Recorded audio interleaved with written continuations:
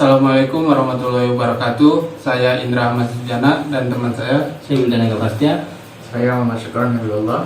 Kami di sini akan menyajikan data terkait perkebunan produksi tanaman kakao di Indonesia dari Badan Pusat Statistik Indonesia. Langsung saja kita ke video. Oke teman-teman, di sini saya mencari datanya yaitu di Badan Pusat Statistik tentang produksi perkebunan tanaman kakao.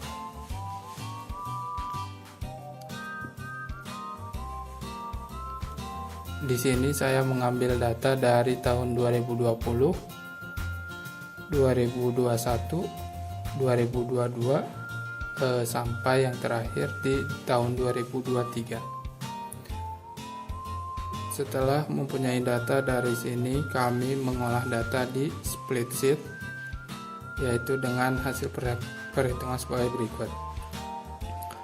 Di mana di Sulawesi Tengah menjadi produsen terbesar dengan produksi relatif stabil berkisar antara 127,3 ribu ton di tahun 2020 hingga 130,8 ribu ton di tahun 2023 dengan rata-rata 129,875 ribu ton per tahun. Kemudian yang kedua, penyumbang terbesar yaitu di tahun 2020 ada 114,9 ribu ton di Sulawesi Tenggara. Kemudian produksi sedikit menurun di tahun 2022 yaitu hanya 104,6 ribu ton sebelum naik kembali pada tahun 2023 yaitu 107,8 ribu ton dengan rata-rata per tahun 110,525 ribu ton. Yang ketiga yaitu di Sulawesi Selatan, produksi menurun signifikan dari 107,1 ribu ton di tahun 2021 menjadi hanya 82,5 ribu ton pada tahun 2023.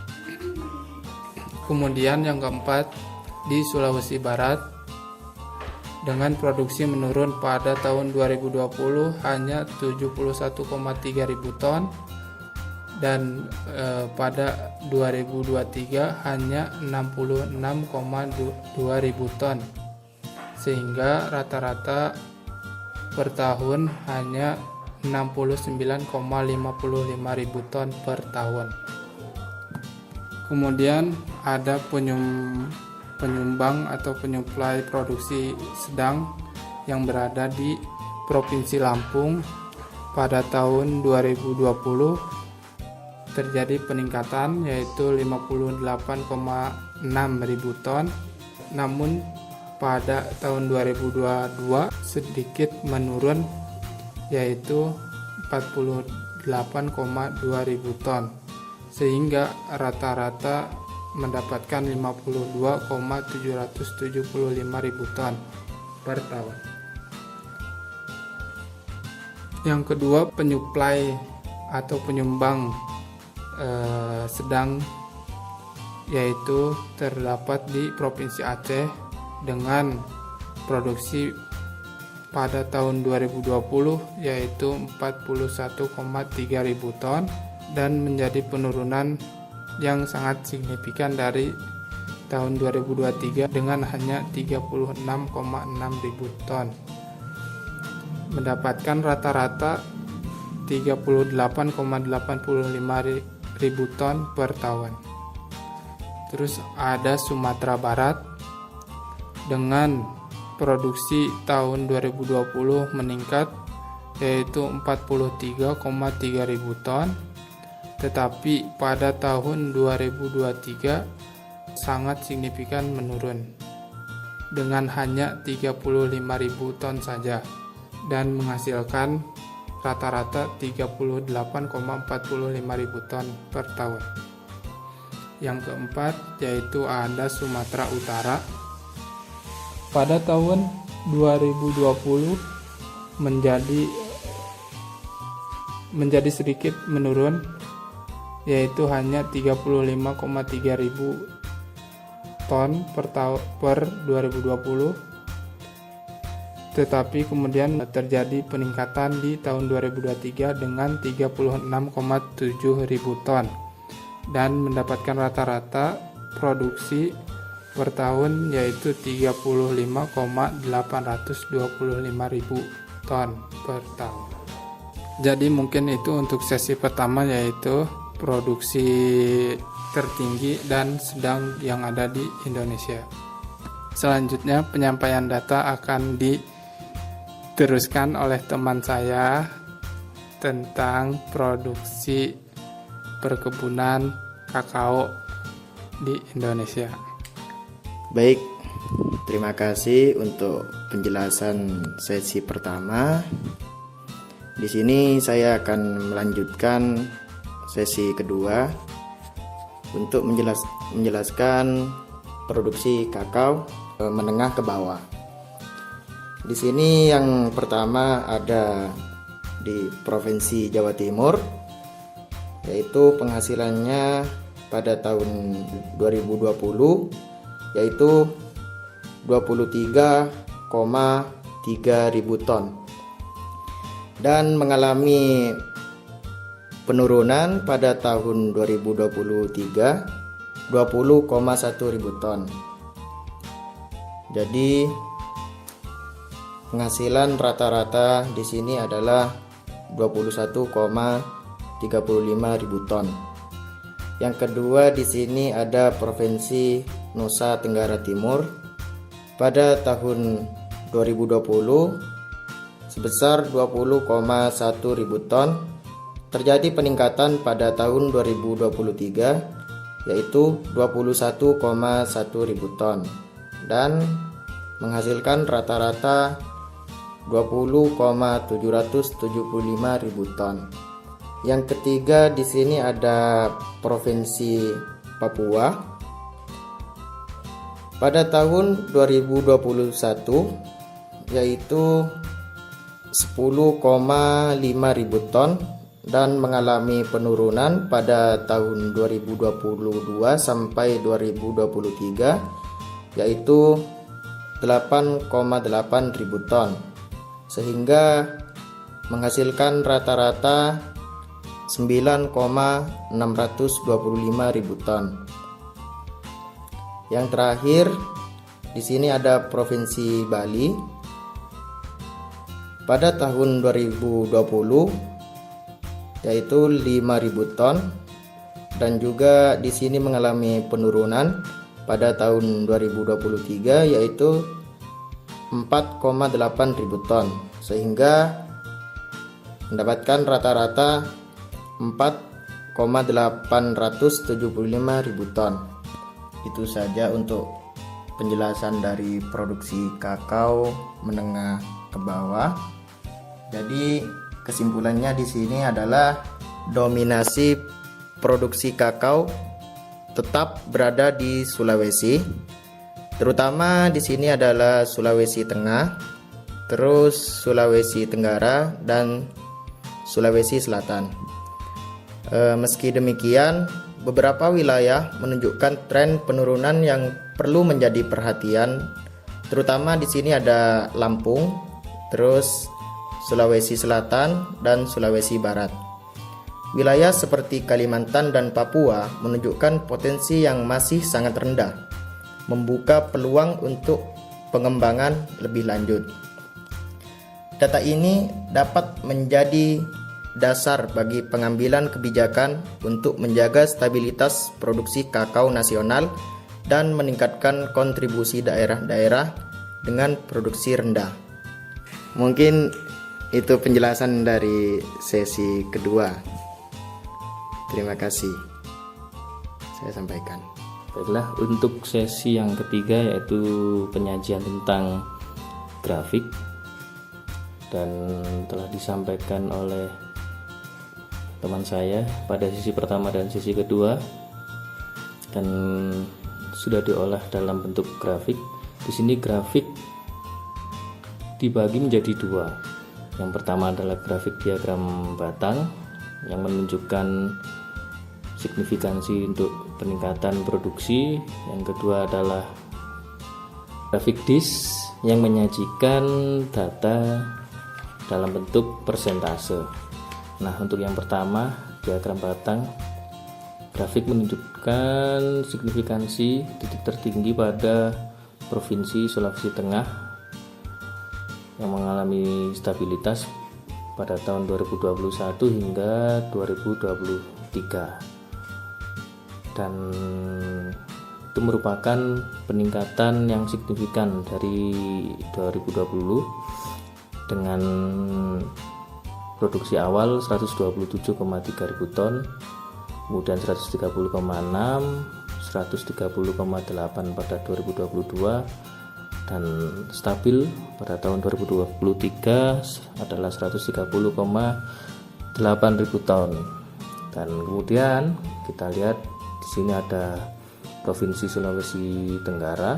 Untuk penyajian data di grafik diagram batang ini menunjukkan stabilitas pada 2 tahun pertama, yaitu 2020 dan 2021, dengan hanya mengalami penurunan 0,1, yaitu dari awal 2020 114,9 kemudian menurun menjadi 114,8, dan pada 2 tahun awal ini menjadi potensi tertinggi produksi kakao pada Provinsi Sulawesi Tenggara dalam 4 tahun terakhir. Kemudian kita melihat di grafik ada Provinsi Sulawesi Selatan dengan titik tertinggi terjadi pada tahun 2021 sebesar 107,1 ribu ton, dan ini cukup harus diperhatikan karena pada tahun 2023 mengalami penurunan drastis menjadi 82,5 ribu ton. Dan untuk provinsi yang terakhir sebagai penghasil kakao terbesar, yaitu Sulawesi Barat, masih berputar di Provinsi Sulawesi, yaitu pada tahun 2020 adalah titik tertinggi hasil produksi, yaitu 71,3 ribu ton, dan pada tahun 2023 adalah titik terendah, yaitu 66,2 ribu ton. Nah, melihat pada grafik-grafik yang tersaji, untuk provinsi tertinggi penghasil tetap pada Provinsi Sulawesi Tengah, dan untuk di Pulau Sumatera ada Aceh, ada Sumatera Utara, Sumatera Barat, dan yang tertinggi ada pada Provinsi Lampung dengan titik tertinggi pada tahun 2020 sebesar 58,6 ribu ton.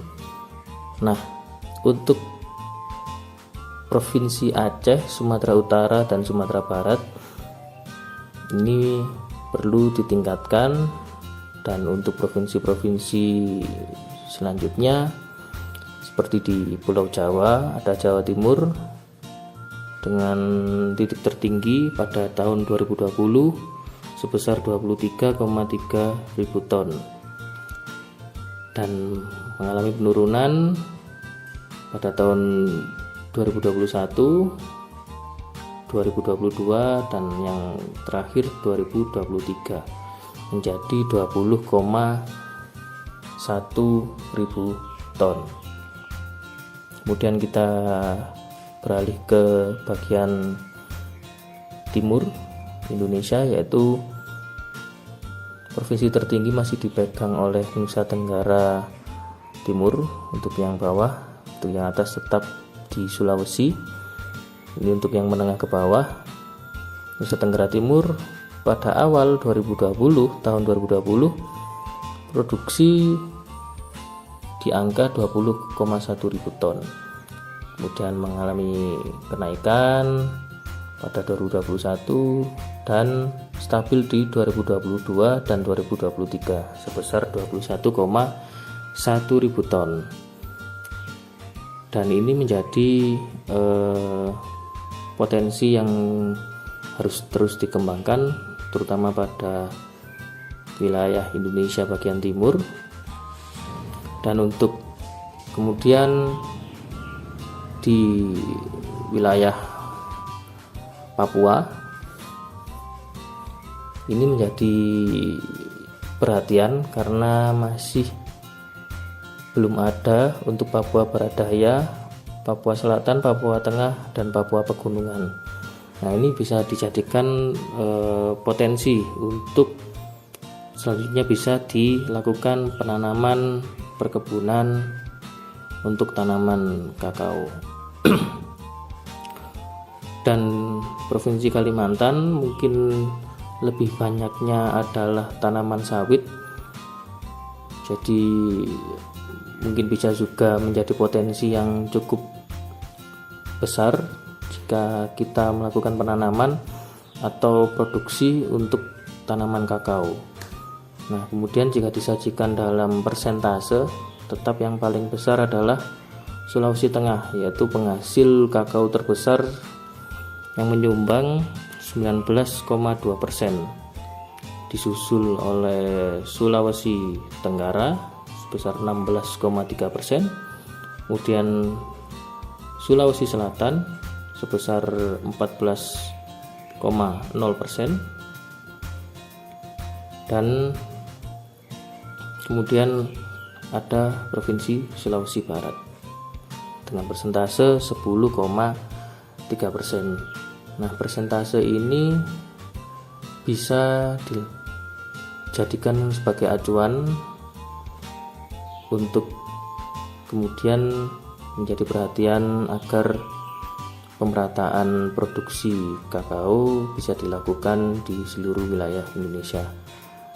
Dan menyambung kesimpulan yang sebelumnya telah disampaikan, untuk meningkatkan dan memperhatikan provinsi-provinsi terkait yang masih belum atau masih nihil dalam proses penanaman atau perkebunan kakao. Dan semoga data-data yang telah dibacakan oleh kelompok kami dapat dipahami, dapat dimengerti untuk kemudian dilakukan pembelajaran bersama dan mungkin diskusi lebih lanjut untuk kemudian bisa menjadikan pelajaran bagi semuanya. Terima kasih. Saya sampaikan mewakili dari kelompok kami. Bila ada kata-kata yang kurang berkenan, mohon dimaafkan. Dan cukup untuk penjelasan penyajian data produksi kakao pada tahun 2020 sampai 2023.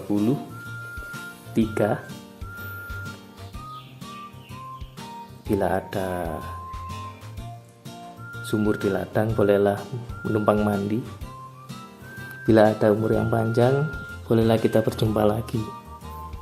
Wallahul muwaffiq ala aqwamit thoriq. Assalamualaikum warahmatullahi wabarakatuh.